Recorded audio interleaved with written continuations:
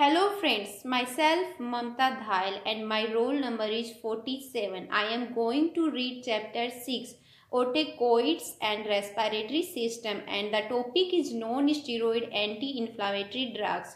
In this topic we will study about classification of non-steroid anti-inflammatory drugs, mechanism of action, pharmacological action of non-steroid anti-inflammatory drugs, pharmacokinetics and adverse effect. First, I talk about classification of non-steroid anti-inflammatory drugs.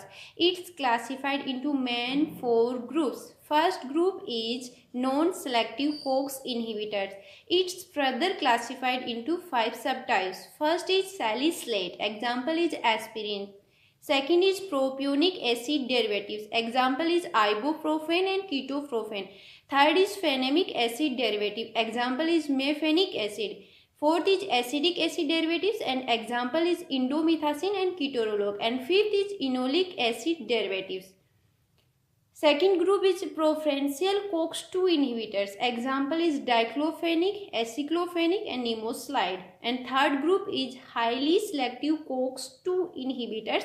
Example is etoricoxib, parecoxib and lumiracoxib. And fourth group is analgesic and antipyretic with poor anti-inflammatory effects. Example is paracetamol. Mechanism of action. COX is the enzyme responsible for the biosynthesis of various prostaglandins. There are two well-recognized isoforms of COX, COX-1 and COX-2. COX-1, it is constitutive, found in most tissues such as blood vessels, stomach and kidney. And COX-2 is induced during inflammation by cytokines and endotoxin and it's responsible for the production of prostaglandins, mediators of inflammation. Aspirin and most of the non-steroid anti-inflammatory drugs inhibit both COX-1 and COX-2 isoform, thereby decrease prostaglandins and thromboxane synthesis. The anti-inflammatory effects of non-steroid anti-inflammatory drugs is mainly due to inhibition of COX-2. Aspirin causes irreversible inhibition of COX activity. The rest of the non-steroid anti-inflammatory drugs causes reversible inhibition of the enzyme. Pharmacological action of aspirin and other non-steroid anti-inflammatory drugs. First is analgesic effect. Non-steroid anti-inflammatory drugs mainly used for relieving musculoskeletal pain, dysmenorrhea, pain associated with inflammation or tissue damage. Analgesic effect is mainly due to peripheral inhibition of prostaglandin production. These drugs relieving pain without causing sedation and respiratory depression. They prevent sensitization of peripheral nerve endings by inflammatory mediators. They are less efficacious than opioids as analgesic. Aspirin produces analgesia at dosage of 2 to 3 gram day. Second is antipyretic effects.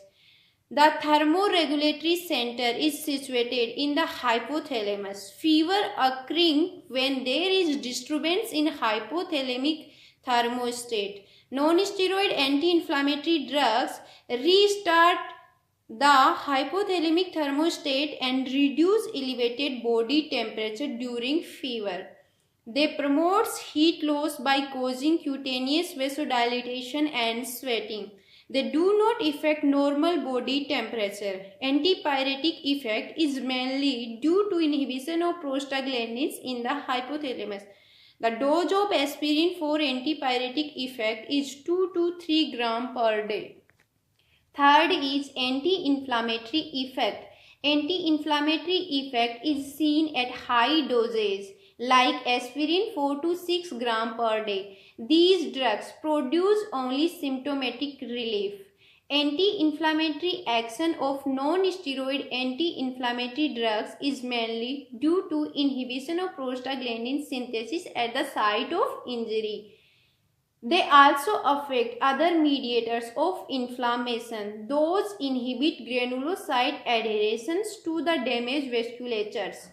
Non-steroid inflammatory drugs also causes modulation of T cell function, stabilization of lysosome membrane, inhibition of chemotoxis.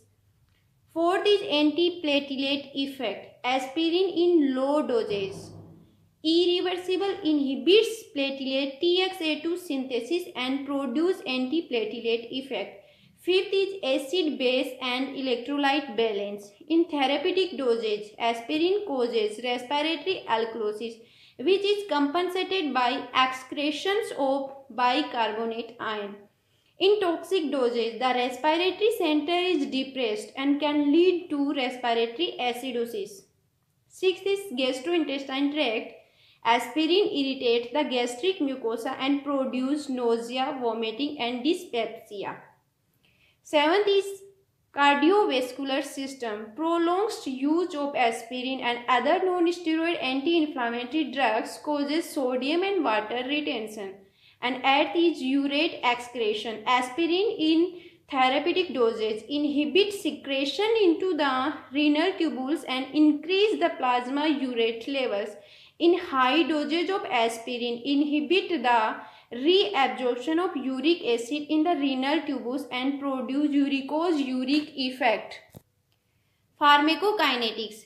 Aspirin are rapidly absorbed from the upper gastrointestinal tract. They are highly bound to plasma proteins, but the binding is saturable. Adverse effect of non-steroid anti-inflammatory drugs. First is gastrointestinal tract. Nausea, vomiting, dyspepsia, epigastric pain, acute gastritis, ulceration and gastrointestinal bleeding. Rare syndrome. Use of aspirin in children with viral infection may cause hepatic damage with fatty infiltrations and encephalopathy. Aspirin are contraindication in children with viral infection.